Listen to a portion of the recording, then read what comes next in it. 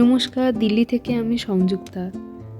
এখন 10:30টার মতন বাজে। আজ মঙ্গলবার। আমি অফিসে চলে এসেছি। এসে একটু স্টাইল মেরে নিলাম বাথরুমের কাছে। এখন মোটামুটি ওই 11:15টার মতন বাজে। এখন আমি একটু ফল খাই। এই পেয়ারাগুলোকে এখানে আমরুত বলে। এই আমরুতের বৈশিষ্ট্য হলো যে এটার ভেতরটা লাল হয়, খুবই মিষ্টি হয় খেতে। এটা শীতকালের একটা অন্যতম আকর্ষণ। দেখতে দেখতে লাঞ্চেরও সময় হয়ে গেল। আমি আজকে এনেছিলাম একটু হেলদি ওয়েতে বানানো চিকেন রোল আর একটু ধনেপাতার চাটনি। এটার সাথে কিছুটা পেঁয়াজ দিয়ে দিয়েছিলাম। খেতে বেশ ভালো লাগে এটাতে। তবে পরোটাতে যেমন করে সেরকম না করে আমি রুটি দিয়ে বানিয়েছিলাম। ওই একটু হেলদি ওয়েতে করা আর কি। গরম হয়ে গেছে, এবার খেয়ে নিই। আজকে আমাদের ওপরের বিল্ডিংয়ে হিন্দি সেকশন থেকে আয়োজিত একটা প্রাইজ ডিস্ট্রিবিউশন ছিল আর কি। তো সেই উপলক্ষেই আমাদের ডিরেক্টর স্যার বললেন যে ওখানে গিয়ে বসতে আর কি ওপরে। সত্যি কথা বলতে এখানের যে এমন ভারী ভরকম হিন্দি বলছিল যে আমার মাঝে মাঝে বুঝতে একটু অসুবিধা হচ্ছিল। তার জন্য আমি আশেপাশে সবাইকে জিজ্ঞাসা করছিলাম এটার মানে কি, ওটার মানে কি। আমি এটা এখানে লক্ষ্য করেছি যে কেন্দ্রীয় সরকারে হিন্দি ভাষার উপরে প্রচণ্ড গুরুত্ব দেওয়া হয়। এখন তৎকালীন যে প্রধানমন্ত্রী আছে বা যে দল আছে তিনি প্রচণ্ড বেশি গুরুত্ব দেন এই হিন্দিতে। আমাদের যে কাজগুলো হয় তার 50% হিন্দিতে কাজ হতেই হবে। সেটা অনুযায়ী অ্যাওয়ার্ড আছে, সেটা অনুযায়ী পুরস্কার আছে। এই পুরো প্রোগ্রামে একটা কথাও ইংলিশে হয়নি। আমার মাঝে মাঝে এটাও মনে হয়েছে যে ওখানে একটু জোর চাপিয়ে ভাষাটা যেন একটা চাপিয়ে দেওয়া হয়। আমাদেরও যারা নন হিন্দি ব্যাকগ্রাউন্ডের আছে, যেমন আমি আর কি, আমাদেরকেও প্রচণ্ড চাপ দেওয়া হয়েছিল এক সময় যে হিন্দি শেখার জন্য, হিন্দির একটা কোর্স করার জন্য। কিন্তু আমি সেটাতে আগ্রহ দেখাইনি, কারণ সবার মাতৃভাষায় সবার কাছে খুবই গুরুত্বপূর্ণ, তাই না? যে কোনো ভাষার উপরে দক্ষতা আমার প্রচণ্ডই ভালো লাগে, কিন্তু তার মানে তো সেটা নয় যে যেটা জোর করে চাপিয়ে দেওয়া হবে। ভাষা খুব আন্তরিক ব্যক্তিগত একটা বিষয়, সেটা কি জোর করে কখনো হয়? এই যে ম্যাম, ইনি মালয়ালি থেকে কেরালা থেকে এসেছে। তো অতিরিক্ত সুন্দর একটা কবিতা বলেন, খুব সুন্দর গানও গান উনি। সেটাই বলছি যে হিন্দি ওনার মাতৃভাষা নয়, কিন্তু উনি যেটা করছেন সেটা ভালোবেসে, তার জন্য সেটার কোনো জাজমেন্ট হয় না।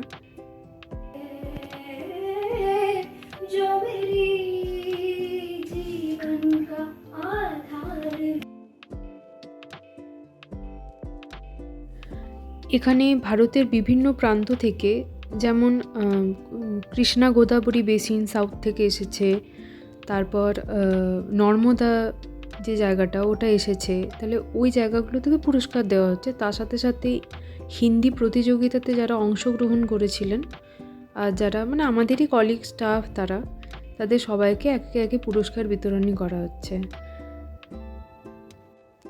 আমার যেহেতু এই ভাষাটার উপরে দক্ষতা নেই, তার জন্য আমি এটাতে অংশগ্রহণ করিনি। তাও দেখতে ভারী ভালোই লাগছে। तृतीय पुरस्कार श्री गोपाल चंद दास साहित्य अनुवादक जारी हो जाता है।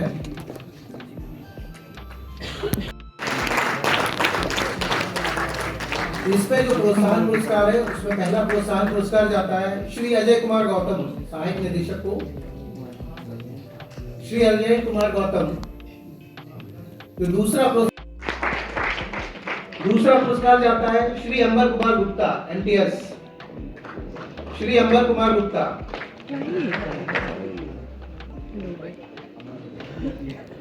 আমাদেরই অনেক কলিগ, তারপর স্টাফ আমাদের সাথে কাজ করে, এরকম অনেকজন পেলেন।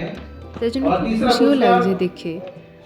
এটাতে অ্যাকচুয়ালি হয়, একটা তো সার্টিফিকেট পাওয়া যায়, একটা ইনক্রিমেন্ট পায়, আরেকটা যেটা পায় সেটা হচ্ছে যে इसमें तीन প্রথম प्रोत्साहन দ্বিতীয় पुरस्कार थे তৃতীয় और पहला হিসেবে प्रोत्साहन পুরস্কার पुरस्कार এসেছে। गया ইনি হলেন श्री আমার संदीप একজন वरिष्ठ কলিগ, संघ की আমার अधिकारी সাথেই को। বসেন।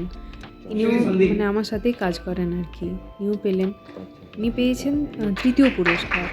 এরকম দ্বিতীয় এবং প্রথম যে আছে, প্রথমের মোটামুটিভাবে 5,000 অবধি টাকা পাওয়া যায়, আর দ্বিতীয়তে হচ্ছে মনে হয় 3,000, আর তারপর একটু কম এরকম।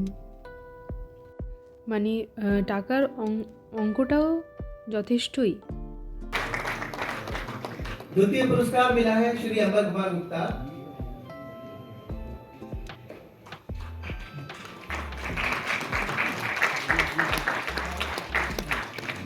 तृतीय पुरस्कार के लिए श्री धर्मेंद्र कुमार।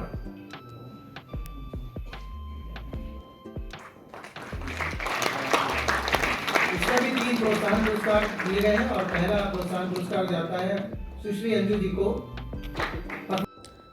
এখন 5:30টার মতন বাজে, প্রোগ্রাম শেষ হয়ে গিয়েছে।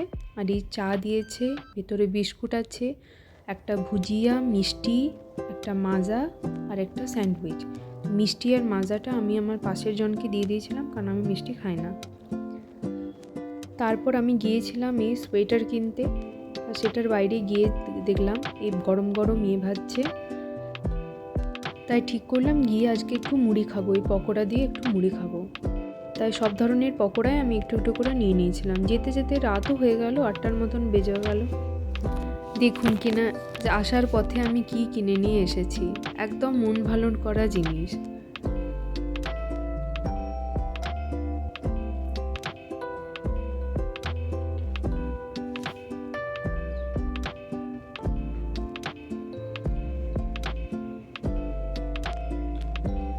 মন ভালো না থাকলে এসব জিনিস বেশি কাজে দেয়। এই দুটো চন্দ্রমল্লিকা, এটা গোলাপ, আর ওইটা যে কি একটা নাম বললো আমি ভুলে গেছি। আর এটা আমার ছোট্ট একটা টেবিল, যেটাই কিছুদিন আগে কেনা হয়েছে, এখানে সাজিয়ে রাখলাম। এখানে বাঁকুড়া বা ওয়েস্ট বেঙ্গলের থেকে জিনিসপত্রের দাম তো বেশি হবে, ফুলের দামও বেশি। এই দুটো চন্দ্রমল্লিকাতে 20 টাকা করে দাম নিল, আর গোলাপ নিল 30 টাকা। আর এই ছবিটা আমি 1 বছর আগে এঁকেছিলাম, ওই কলকাতার যে মেয়ে ডাক্তারটির সাথে যে ঘটনাটি ঘটেছিল তার পরিপ্রেক্ষিতে এঁকেছিলাম। আর কাজ আর ঘর সামলে যতটুকু পরিষ্কার করে রাখা সম্ভব ততটুকু করে রেখেছি আর কি। আর রোজ সকালবেলা কুয়াশা হয়েছে দেখুন। আমি সকাল সকাল উঠেছিলাম পাম্প চালাতে, এখন ওই 9টার মতন বাজে। আমি এই গরম গরম ধোয়া ওঠা চা খাচ্ছি, আর এই যা আর কি ঘি আর পাউরুটি খাচ্ছি। আর কালকের ফুলগুলো একেবারে সুন্দর হয়ে এখনও সেজে আছে। এই ফুলগুলো অনেক দিনই থাকে, জলটা পাল্টে পাল্টে রাখলে অনেক দিনই বাঁচে। মাঝে মধ্যে মনে হয় সমস্ত কিছু কর্মব্যস্ততা ছেড়ে একটু চুপচাপ শীতের সকালটা উপভোগ করি, কিন্তু তার তো আর জো নেই। এখন তাড়াতাড়ি ছুটো রে, খাও রে, তারপর দৌড়ে যাও রে। দাঁড়ান আপনাদেরকে আমার মন্দিরটা দেখায় ছোট করে। এই যে এই মাত্র পুজো করেছি, প্রসাদ দিয়েছি, ওই আর কি ছোটোখাটো। আজকের মতন আমার অফিস শেষ। সত্যি বলতে এই দিল্লিতে বম ব্লাস্টের হওয়ার পর না বাড়ির সবাই খুব চিন্তিত, সেজন্য কোথাও যেতে বারণ করছে গ্যাদারিংয়ে। তাই এখন কিছুদিন একটু এই সামলে সামলে চলা। জীবনের তো কোনো সিওরিটি কোনো দিনই থাকে না, তাও আর কি যতটা করা যায়। চলুন এখন এসে রান্নাবান্না করতে হবে। আপনাদের সাথে আবার দেখা হবে পরের কোনো ব্লগে।